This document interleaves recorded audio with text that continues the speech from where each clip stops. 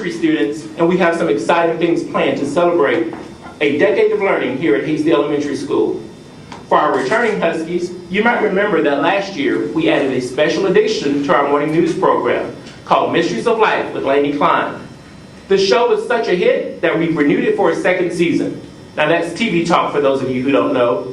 Lainey is here this morning with a very special guest. So join us now for Mysteries of Life with Lainey Klein. Doobie doobie doo-ba, doobie doobie doo-ba, doobie doobie doo-ba, Lainey! Mysteries of Life with Lainey. Good morning and welcome to a very special edition of Mysteries of Life with Lainey. I'm your host, Lainey Klein, a fourth grader here at Hasty Elementary Fine Arts Academy. On Mysteries of Life with Lainey, I interview teachers, staff, and others in our community to get answers to questions that students may have about how things work at our school and in our world. The state of Georgia is one of the 10 biggest states in the country, with almost 10 million people who call Georgia home. Once every 4 years, the people of Georgia vote to choose one person out of 10 million Georgians to serve as the leader of our state for the next 4 years. The leader of the Georgia government is called the governor. Right now, the governor of Georgia is Nathan Deal, who was chosen by Georgia voters to be governor in 2010. Later this year, the people of Georgia will vote to decide who will be the governor for the next 4 years. The candidates this year are Governor Deal, who wants to be the governor for 4 more years, Jason Carter, a member of the state senate, and Andrew Hunt, who is a businessman and geologist. Because the governor has such an important job, the things he or she says and does are reported in the newspapers, online, and on TV almost every day. But you may not know that the person married to the governor, called the First Lady or First Gentleman, also plays a very important role in helping make our state a better place to live. On today's edition of Mysteries of Life with Lainey, we're going to discover what it is like to be the First Lady of Georgia. I'm honored to have as my guest today the current First Lady, Mrs. Sandra Deal. Mrs. Deal, welcome to Mysteries of Life with Lainey, and thank you for being here. Thank you, Lainey. I have read that you grew up in Gainesville, which is a town not far from here that has a lot in common with Canton. What was your life like when you were a child? And did you ever imagine that you might someday call the governor's mansion home? Well, I grew up in a little community outside Gainesville, and my parents were both teachers. But I grew up in a small house, and I was the oldest of 4 children. No, I never dreamed I would be married to the governor and living in the mansion. But you never know what will happen. What would you say is the most important lesson that you've ever learned as a child, and how has that lesson been useful in your life and work? Well, I think I learned to be responsible. You know, when I went to school, I was responsible for doing my homework, making sure I had my books and my pencil and my paper. And I think learning to be responsible was a very important lesson, maybe the most important one I learned.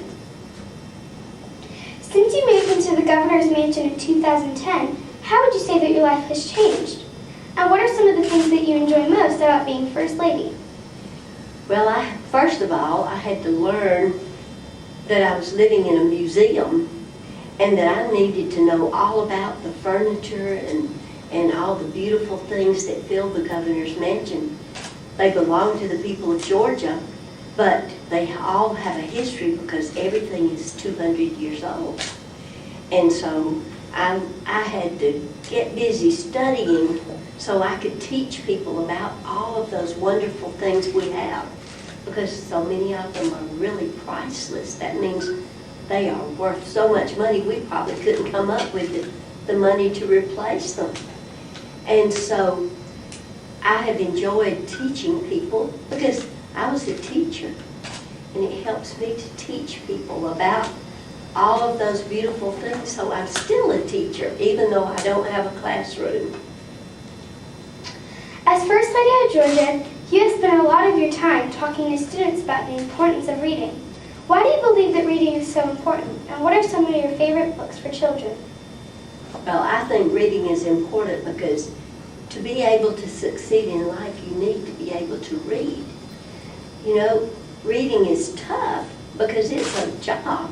We have to work at it, don't we? And anytime you have to work at something, it becomes more and more important as we get better and better at it. But I feel like if children learn to read and are good readers by the time they finish 3rd grade, they will then start to read for knowledge. They will have to read their books to learn what the teacher wants them to know.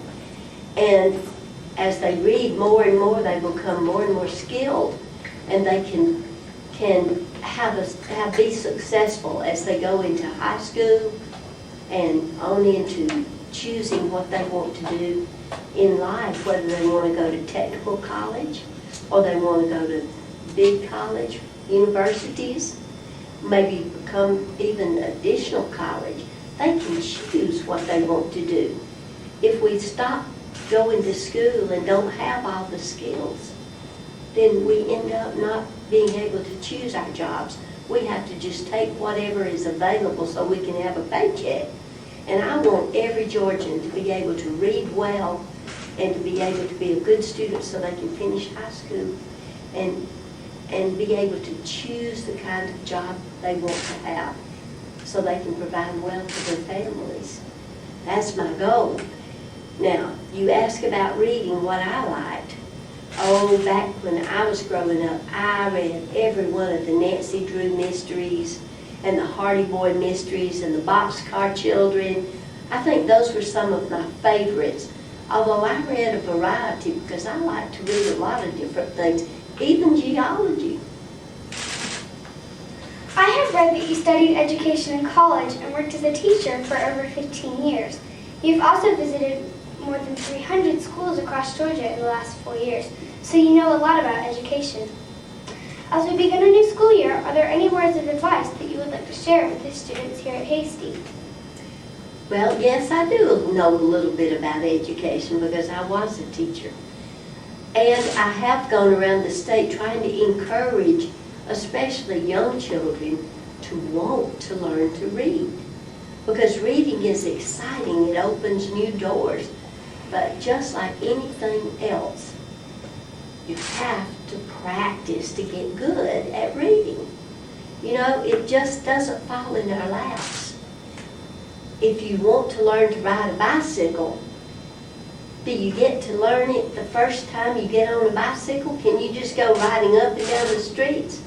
No, we have to practice, don't we?